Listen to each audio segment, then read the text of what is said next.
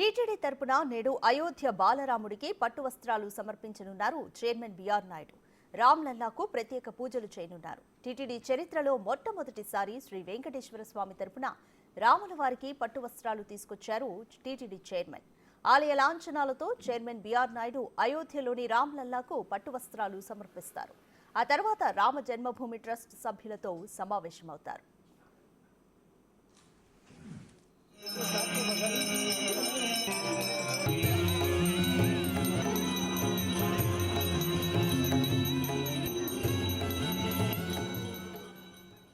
అయోధ్యకు రావడం తొలిసారి ఇదే అని, దేశం గర్వించదగ్గ ఆలయాన్ని నిర్మించారని టీటీడీ చైర్మన్ బిఆర్ నాయుడు అన్నారు.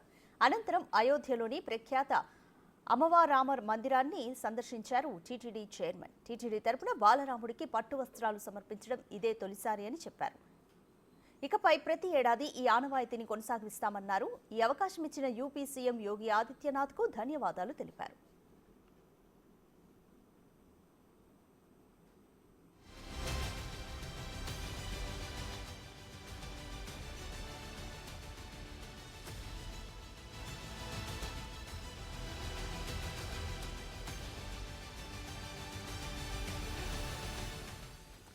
అయోధ్యలో సరయూ నది ఒడ్డున హారతి కార్యక్రమంలో పాల్గొన్నారు బిఆర్ నాయుడు దంపతులు.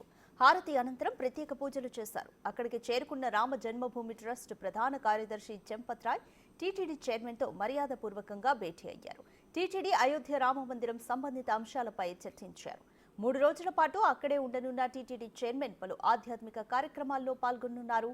అయోధ్య రామ మందిరంలో రామ్లల్లాను దర్శించుకోనున్నారు. అక్కడ శ్రీరాముల వారికి ప్రత్యేక పూజలు చేయనున్నారు. ఆ తర్వాత ప్రయాగ్రాజ్ చేరుకుంటారు టీటీడీ చైర్మన్.